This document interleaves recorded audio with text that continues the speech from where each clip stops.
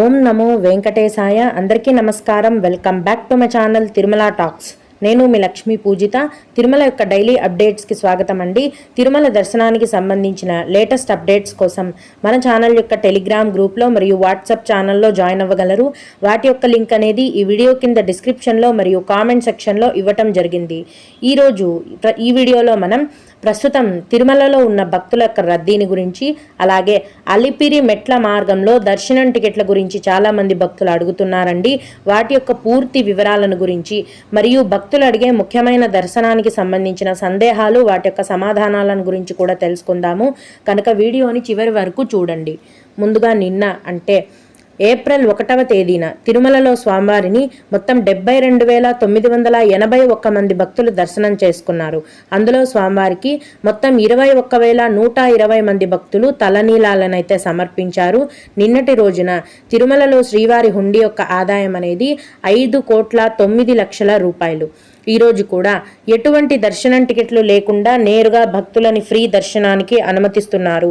ఈ విధంగా దర్శనం టికెట్స్ లేకుండా నేరుగా వెళ్లే ఫ్రీ దర్శనానికి దాదాపుగా 10 గంటల సమయం అనేది పడుతోందండి. అలాగే తిరుపతిలో ఇచ్చే ఉచిత సర్వదర్శనం టికెట్లతో దర్శనానికి వెళ్లే భక్తులకైతే దర్శనానికి 4 గంటల సమయం పడుతోంది. 300 రూపాయల దర్శనం వారికి మరియు 500 రూపాయల దర్శనం టికెట్లు కలిగి ఉన్న భక్తులకు 3 గంటల్లో దర్శనం అనేది పూర్తయిపోతుంది. రోజులాగే యథావిధిగా ఈ రోజు కూడా చిన్న పిల్లల యొక్క సుపదం ఇన్ఫాంట్ దర్శనం అనేది కొనసాగుతోందండి. ఇన్ఫాంట్ దర్శనానికి 1 గంట సమయం పడుతోంది. అలాగే విఐపి బ్రేక్ దర్శనం టికెట్లు కలిగి ఉన్న భక్తులకు దర్శనానికి 1 గంట సమయం మాత్రమే పడుతోంది. దీన్ని బట్టి ప్రస్తుతం తిరుమలలో భక్తుల యొక్క రద్దీ అనేది సాధారణ స్థాయిలో కొనసాగుతోందండి. అంటే మరీ అంత ఎక్కువగాను లేదు, తక్కువగాను లేదు, మధ్యమంగా సాధారణంగా కొనసాగుతోంది. కానీ ఇప్పుడు శ్రీరామనవమి రాబోతోంది కాబట్టి భక్తుల యొక్క రద్దీ అనేది ఉన్నట్లుండి పెరిగే అవకాశం ఉందండి. దీన్ని దృష్టిలో ఉంచుకొని భక్తులు మీ యొక్క దర్శనాన్ని ప్లాన్ చేసుకోవాల్సిందిగా మనవి. ఇప్పుడు అలిపిరి మెట్ల మార్గం అనేది ఉదయం 5 గంటల నుంచి రాత్రి 9:30 గంటల వరకు తెరిచి ఉంటుందండి. మధ్యాహ్నం 2 గంటలు దాటిన తర్వాత 12 ఏళ్ల లోపు వయస్సు ఉన్న చిన్న పిల్లలను అలిపిరి మెట్ల మార్గంలో అనుమతించరు. వారిని మీరు కింద తిరుపతిలోనే వదిలేసి పైకి వెళ్లాల్సి ఉంటుంది. మెట్ల మార్గంలో అయితే చిన్నపిల్లలని మధ్యాహ్నం 2 గంటలు దాటిన తర్వాత అనుమతించరు. అలిపిరి మెట్ల మార్గంలో అడవి జంతువులు ఎక్కువగా సంచరిస్తున్న కారణంగా టీటీడీ వారు ఈ నిర్ణయం తీసుకోవడం జరిగింది.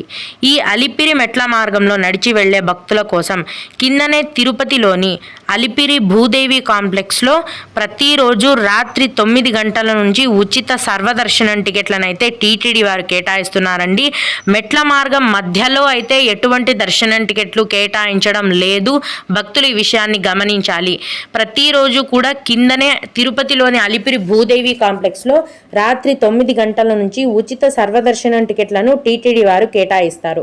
అయితే రాత్రి 9 గంటల నుంచి ఈ టికెట్లను కేటాయించడం మొదలు పెట్టగానే భక్తుల యొక్క రద్దీ ఎక్కువగా ఉంటే గనక అర్ధరాత్రికంతా టికెట్స్ అయిపోతాయి, లేదా మరుసటి రోజు తెల్లవారుజామున వరకు టికెట్లు అనేవి కేటాయించడం జరుగుతుంది.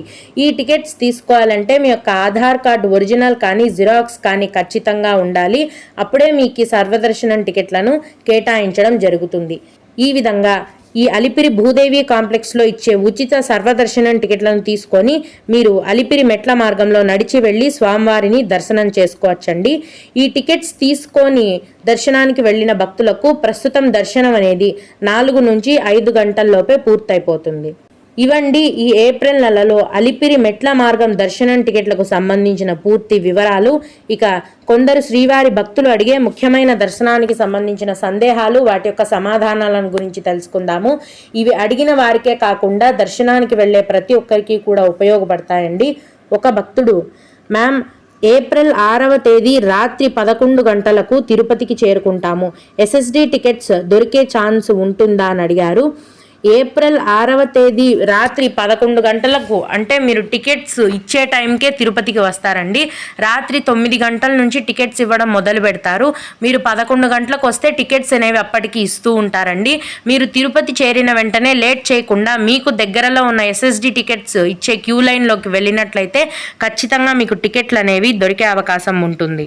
అలాగే మ్యామ్ ఆధార్ కార్డు అప్డేటెడ్ అయి ఉండాలా, పాత ఆధార్ కార్డు ఉన్నా సరే టికెట్స్ ఇస్తారా అని అడిగారు.